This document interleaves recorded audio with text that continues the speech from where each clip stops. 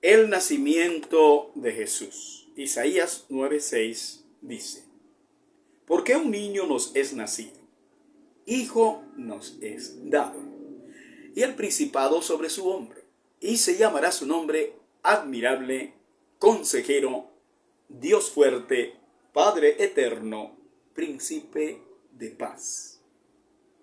Que el Señor bendiga su santa y bendita palabra. Se ha dicho de Isaías que su libro es una biografía previa de Jesús, y por este motivo se le llama también el profeta evangélico. Podemos decir que leyendo a Isaías en el Antiguo Testamento, uno tiene un retrato de la vida de Jesús, tal como está relatada en el Nuevo Testamento en los Evangelios. Isaías ha sido por ese motivo denominado como el Evangelio del Antiguo Testamento. Las profecías de Isaías acerca del Mesías se cumplieron al pie de la letra, con una precisión, se puede decir, matemática. Veamos los detalles del nacimiento del Mesías en Isaías, en Mateo y en Lucas. En primer lugar, veamos el nacimiento de Jesús desde la óptica del profeta Isaías. Isaías nos presenta un libro portentoso, un libro lleno de prodigios, repleto de seres angelicales, lo cual es un presagio de los hechos milagrosos de la vida del Mesías, quien, aunque formaría parte del estrato más humilde del pueblo de Israel, pero estaría rodeado de los más excelentes cuidados del Padre Celestial, porque se trata de su Hijo unigénito. Además, a pesar de su humilde condición, este sería el que habría de ocupar el trono de David. Que el Mesías sería descendiente de la casa de David es un hecho claramente presentado en el libro de Isaías. Y es algo tan evidente que no se puede negar ni pasar por alto. Isaías 9:6 e Isaías capítulo 11, versículos 1 al 10. Isaías profetiza que Jesús nacería de una virgen, Isaías 7:14. Un hecho que marcaría el cumplimiento de una profecía muy antigua, aquella que encontramos en Génesis 3:15 y que dice: pondré enemistad entre ti y la mujer, y entre tu simiente y la simiente suya. Esta te herirá en la cabeza y tú le herirás en el calcañar. Ahí termina la cita. Al referirse a esta profecía, el apóstol Pablo explica en Gálatas 4:4 que la misma se había cumplido en los hechos relacionados con el nacimiento y la vida de Jesús. Esta era una profecía muy conocida por los doctores de la religión judía. Recordemos cuando Herodes indagaba acerca de la misma cuando llegaron los magos, y cómo se le dieron a él indicaciones precisas de este pasaje del Antiguo Testamento. Dice la Escritura: oyendo esto, el rey Herodes se turbó, y toda Jerusalén con él. Y convocados todos los principales sacerdotes y los escribas del pueblo, les preguntó dónde había de nacer el Cristo. Ellos le dijeron: en Belén de Judea, porque así está escrito por el profeta: y tú, Belén de la tierra de Judá, no eres la más pequeña entre los príncipes de Judá, porque de ti saldrá un guiador que apacentará a mi pueblo Israel. Mateo capítulo 2, versículos 3 al 6. Esta es una profecía mesiánica, pronunciada por un contemporáneo de Isaías, por Miqueas. Lo podemos encontrar en Miqueas capítulo 5, versículo 2. Así que los judíos no podían alegar ignorancia. Los principales sacerdotes, los escribas y los fariseos no tendrán excusa delante de Dios en el día del juicio final por rechazar a Jesús como el Mesías. Isaías nos habla también de la encarnación de Dios, de cómo Dios se haría hombre para habitar entre nosotros y ser uno más con nosotros, y hasta llegar a humillarse hasta lo sumo, como nos dice el apóstol Pablo en Filipenses capítulo 2 versículos 5 al 11. Es aquí donde Isaías nos presenta uno de los pasajes más memorables y hermosos de toda la literatura bíblica, y que nos sirve de inspiración para nuestro estudio. Porque un niño nos es nacido, hijo nos es dado, y el principado sobre su hombro, y se llamará su nombre Admirable, Consejero, Dios fuerte, Padre eterno, Príncipe de paz. Isaías 9:6. Señores, que el Dios Todopoderoso nos venga a visitar en forma humana y que nosotros le demos la espalda, lo rechacemos y lo condenemos a muerte, es un tremendo horror. Eso es lo que nos dice Juan que hicieron los judíos con su rey, y lo que muchos de nosotros los gentiles hicimos con el que es el creador del mundo. Juan capítulo 1 versículos 10 y versículo 11. Un error fatal, así como lo planteara el apóstol Pedro en su primer discurso evangélico en Hechos capítulo 2, donde vocifera esta terrible realidad a la que se tenía que enfrentar el pueblo de Israel. Dice: sepa pues ciertísimamente toda la casa de Israel que a este Jesús, a quien vosotros crucificasteis, Dios le ha hecho Señor y Cristo.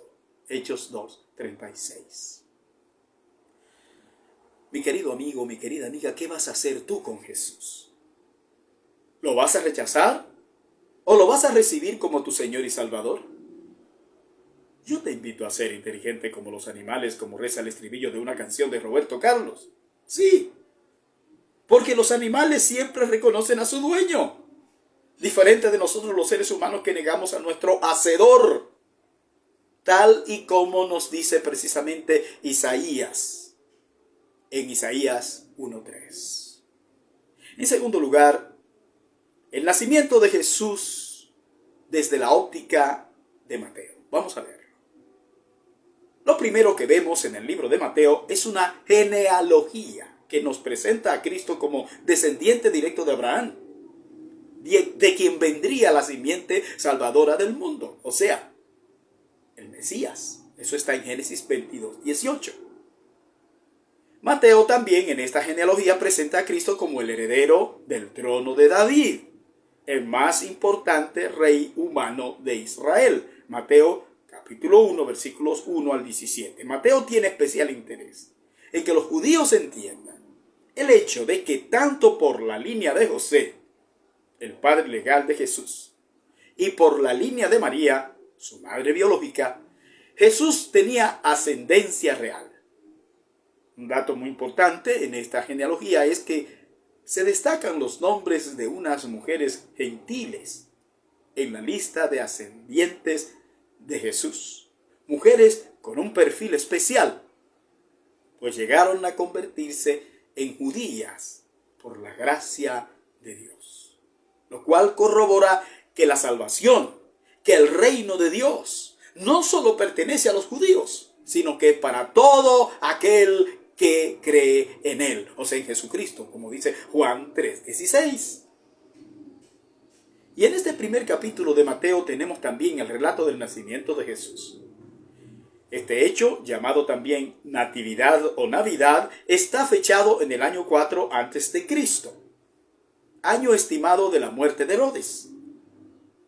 Aunque celebramos la Navidad el 25 de diciembre, en realidad no hay certeza de la fecha exacta en que Jesús nació. Pero recuerde, lo más importante es que Él nació, que Él vino a este mundo para salvar al hombre. Jesucristo fue concebido de manera milagrosa, nos dice Mateo 1, 18 al 25. María, que estaba comprometida con José para casarse, fue notificada que había sido elegida por Dios para tener en su seno al Salvador del mundo. Así que, como decían las profecías, sería de una mujer que no hubiera tenido relaciones sexuales que nacería el Mesías. Un nacimiento virginal, producto de la obra del Espíritu Santo. Dice la Escritura, el nacimiento de Jesucristo fue así. Estando desposada María su madre con José, antes que se juntasen, se halló que había concebido del Espíritu Santo. Mateo 1:18. El nacimiento virginal de Jesucristo es el cumplimiento exacto de una profecía de cientos de años atrás. Y era además un hecho que estaba rodeado de muchos otros acontecimientos sobrenaturales que no tienen explicación humana alguna. El hecho de que este niño es Dios encarnado es lo que hace que sea concebido de manera milagrosa. Mateo 1:23. José fue convencido de forma sobrenatural acerca de este hecho y en humilde aceptación, confiando en la palabra de Dios, recibió a su mujer y al niño. Nos dice Mateo capítulo 1, versículo 20 al 24. Pero todo este portento de la concepción virginal de Cristo y el papel de María como instrumento del Señor, bajo ninguna circunstancia colocan a María en el lugar de ser adorada o de llegar a ser ella intermediaria entre Dios y los hombres, siendo que Jesucristo es el único mediador, como nos dice la Biblia, porque hay un solo Dios y un solo mediador entre Dios y los hombres. Jesucristo hombre. 1 Timoteo capítulo 2, versículo 5. Luego, en el capítulo 2 de Mateo, se registra todo lo concerniente a la visita de los magos, la matanza de los niños y la huida a Egipto precisamente para salvar al niño de la mano de Herodes, que se había propuesto asesinar al recién nacido. Mateo capítulo 2, versículo 1 al 23. Herodes veía al niño de Belén como su rival político, y esta obsesión lo llevaría a la ruina. Es más, lo llevaría al cementerio, por aquello dicho por el propio Señor Jesucristo respecto de él mismo. Dice la Escritura, y el que cayere sobre esta piedra será quebrantado, y sobre quien ella cayere, le desmenuzará. Mateo 21:44. Dios estaba en control de todo lo concerniente a la vida del Mesías, para que llegara a cumplir su misión, dice la Escritura. Pero después de muerto Herodes, he aquí un ángel del Señor apareció en sueños a José en Egipto diciendo, levántate, toma al niño y a su madre, y vete a tierra de Israel, porque han muerto los que procuraban la muerte del niño. Mateo 2, 19 y 20. El Señor Jesús estaría a salvo por encima de todos los intentos de eliminarlo hasta que llegara el día de su muerte vicaria. Nada de lo que ocurrió en la vida de nuestro Señor Jesucristo fue casual o fortuito, pues Dios no depende de las circunstancias ni de la suerte. Los creyentes en general podemos confiar igualmente en el cuidado del Señor, pues nuestras vidas están en sus manos, según nos dice Romanos capítulo 8, versículo 28. Finalmente, veamos el nacimiento de Jesús desde la óptica de Lucas. Lucas nos presenta el nacimiento de Juan el Bautista como una respuesta a las oraciones constantes de una pareja deseosa de tener un hijo. La respuesta del Señor en favor de la vida del sacerdote Zacarías y de su esposa Elizabeth es espectacular. Aunque cualquiera, incluyéndolos a ellos, habría perdido las esperanzas, pues ella era estéril, Dios estaba premiando la fe de ellos en el tiempo que Él había señalado. Señores, no es cuando a nosotros nos parezca que Dios obrará, sino cuando a Él le plazca. Nosotros debemos estar en humilde expectativa hasta que Él responda a nuestras oraciones. Lucas 1, versículos 5 al 25 nos cuenta esta historia. Una particularidad del libro de Lucas es que dedica especial atención al anuncio del ángel Gabriel a María respecto de la concepción de Jesús. Lucas capítulo 1, versículos 26 al 38. Después de haber transcurrido unos 400 años de silencio, donde no hubo palabra de Dios, de pronto hace su aparición el ángel Gabriel para dar la magnífica noticia de la llegada por fin del Mesías prometido. Y esto relaciona al escritor con María. Bueno, de hecho, se reafirma la tradición de que Lucas escribió su evangelio desde el punto de vista de María. Lucas nos da los detalles que nos conmueven acerca de la forma como fue concebido el Salvador del mundo, destacando el hecho de cómo el poder de Dios hizo galas de su operación milagrosa para hacer posible lo imposible. Lucas 1:37. María concebiría en su vientre al Salvador del mundo, al Salvador de cada individuo, al que lo quiera, al que lo reciba. Y ella, María, aceptó con humilde fe su tarea, a pesar de todos los prejuicios que se agolpaban contra ella. Dice la Escritura: entonces María dijo: He aquí la sierva del Señor, hágase conmigo conforme a tu palabra. Y el ángel se fue de su presencia. Lucas 1:38.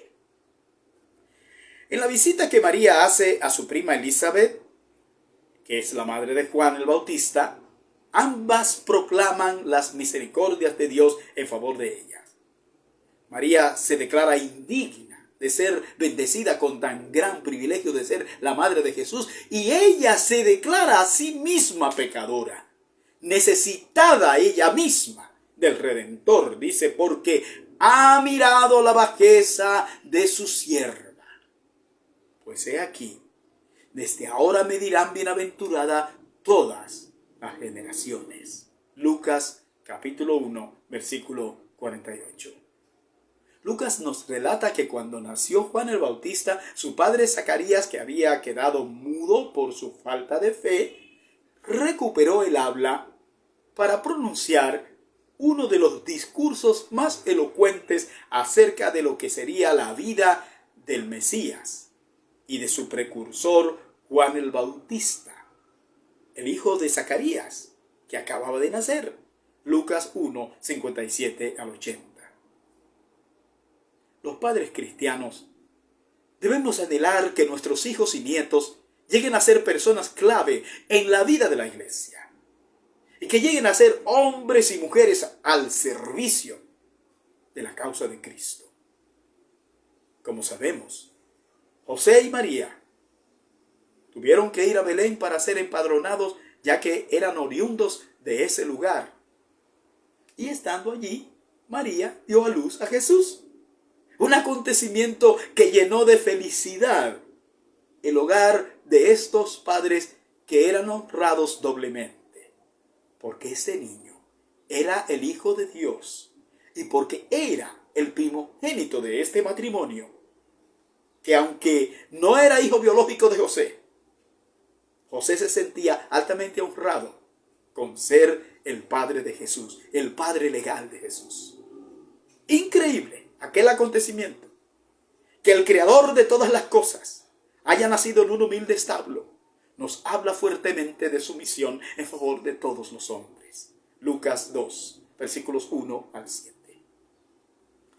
Es exclusivo en Lucas el relato de los ángeles con los pastores. Lucas 2, 1 al 20. También es exclusivo en el libro de Lucas todo lo relacionado con la presentación de Jesús en el templo. Lucas 2, 21 al 38.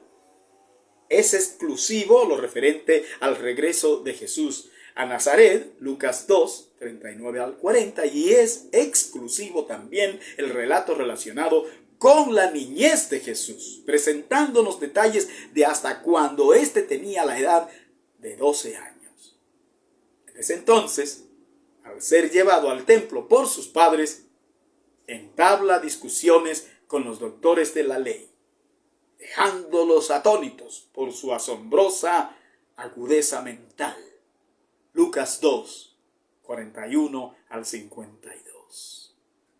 Este es Jesucristo, el Salvador del mundo, el Salvador que tú necesitas. Dios te bendiga.